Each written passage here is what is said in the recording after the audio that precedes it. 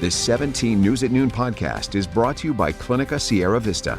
Welcome back to 17 News at Noon podcast, where we share your news on your schedule. Good afternoon. Thanks for joining us for 17 News at Noon. I'm Maddie Jansen. And we begin with some good news today, as 4 firefighters injured while fighting the KNP Complex Fire have been released from the hospital. Officials say a tree in the Sequoia National Forest fell on them yesterday. They had to be flown to the hospital. We spoke with Kern County fire officials who say there are no local firefighters working this blaze. The KNP Complex Fire is 11% contained and has burned more than 85,000 acres since it was sparked by lightning on September 9th. All previous evacuation orders and warnings remain in place. Meantime, crews continue to make progress on containing the Windy Fire. It has burned more than 97,000 acres and is 80% contained, up from 75% this morning. The fire is burning on the Tule River Indian Reservation in Sequoia National Forest. All right, and now taking a look at the latest coronavirus numbers here in Kern County. A grim update from Public Health today as we learn of another 9 lives lost due to the virus. Most of the new deaths were people who died last month. 1,582 people have died from the virus since the beginning of the pandemic, although we're just now getting a better understanding of how the virus impacted our community during the third surge. The virus's spread is slowing and our hospitals are slowly improving. 235 people are in the hospital with more severe symptoms. That's down 100 people from a month ago. Meantime, 69 people are fighting for their lives in the ICU. We haven't been that low in nearly a month. Public Health also announced 427 new cases today. The overall trend of new infections continues to decline. Clinica Sierra Vista is now offering rapid COVID-19 testing and COVID-19 vaccinations. Call 833-278-4584 to make your appointment. But don't delay. Clinica Sierra Vista, putting patients first. A report of a sexual battery in Oildale yesterday afternoon forced a lockdown on the North High School campus. KCSO says it happened just before 3:45 at a business on North Chester Avenue. By the time deputies arrived, the man had fled. Shortly after, deputies received a report of a man with a gun nearby. They found that man near North High and learned he was the husband of the woman who'd been attacked and had left his home to search for the suspect himself. The husband was cited for not having a concealed carry license and his gun was seized. The school locked down briefly during the search. Now to a frightening incident in central Bakersfield where a man allegedly held a woman hostage, set fire to an apartment, and threw burning objects at police. It all happened yesterday in a neighborhood off Golden State Avenue near F Street just before 6 o'clock. Police say 43-year-old George Bravo vandalized a neighbor's window and was threatening people with a knife. He then allegedly grabbed a machete and barricaded himself inside an apartment with a woman, then threw knives and rocks at police. The woman escaped unharmed. Police say Bravo lit items on fire and threw them at officers. That caused another apartment to catch fire. Bravo was eventually arrested and taken to the hospital. No one else was hurt. A class action lawsuit has been filed against the operator of oil platforms whose pipeline leaked oil onto the shores of Huntington Beach. New video from the U.S. Coast Guard shows the section of pipe that appears to be damaged. Tens of thousands of gallons of oil spilled into the ocean after a pipeline was reported ruptured back on October 3rd.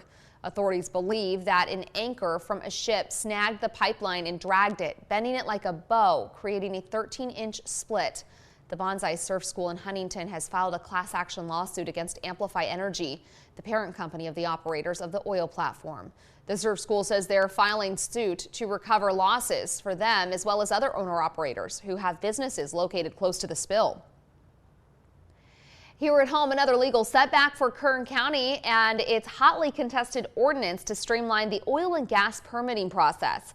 Kern County Superior Court Judge Gregory Polskamp on Wednesday ordered the county to stop issuing permits for new oil and gas drilling until the court determines whether the county's revised environmental impact report supporting the ordinance complies with California's Environmental Quality Act. Several years ago, environmental groups sued the county over its 2015 ordinance that streamlines the permitting process. They argued the ordinance failed to mitigate or adequately address impacts on air and water quality and conversion of ag land for drilling purposes. Those arguments were upheld by the 5th District Court of Appeals last year. The court ordered a halt to new permitting until the county revised the ordinance. The County Board of Supervisors approved the revised ordinance last year, and Kern resumed permitting. But opponents argued the county jumped the gun, that the court hadn't yet determined if the ordinance legally was valid, and Judge Polskamp agreed. A hearing is set for next April to determine if the new ordinance complies with CEQA. And until then, and for at least the next 7 months, no new oil and gas permits can be issued. After last Friday's fundraiser, Ralph Bailey and the American General Media presented the final total to Honor Flight Board Chair Lily Marsh this morning. The community raised more than $60,000, enough to send 41 veterans to Washington, D.C. It's more than Bailey's fundraiser raised last year, and Marsh wants people to know how meaningful it is. It's unbelievable. I wish everybody that gave us a dime could see what they have accomplished for Honor Flight and for these people. The last Honor Flight leaves Monday. The group of veterans will return Wednesday, and Marsh urges everyone to come to their welcome home party that night. Festivities kick off at North High School at 7 p.m. October is Breast Cancer Awareness Month, and local survivors were honored with a special ceremony last night. Kaiser Permanente of Kern County celebrated 35 of their patients by unveiling a survivor wall in their honor.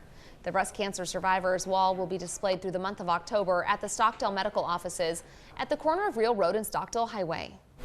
Speakers at the event also stressed the importance of mammograms for early detection. The building will also be lit up in pink this month. Education news now. October's National Book Month, and a local student is celebrating a book she wrote being published. Warren Junior High School 8th grader Isabel Otto Yobo wrote An Unexpected Appearance earlier this year when she was in 7th grade with her mother, Carol Sackey. Isabel and Carol authored the book as a means to document the experience of a global pandemic from the perspective of children. Their book is available at Amazon.com and Russo's Books in Bakersfield. Well, looking ahead to next weekend, the 23rd annual Via Arte Italian Street Painting Festival is set to return. It's a familiar sight every year at the Marketplace on Ming Avenue. It's scheduled for Saturday, October 16th and Sunday, October 17th from 9 a.m. to 8 p.m. Local artists will be out decorating the parking lot with a gallery of chalk masterpieces. And families are invited to express their artistic sides as well with the Via Bambino Children's Area, where kids and parents can make their own masterpieces with chalk and a small space to draw, on sale for $20. The 17 News at Noon podcast is a production of KGET and Nexstar Media Group. For more on all of the headlines in today's show, head to kget.com.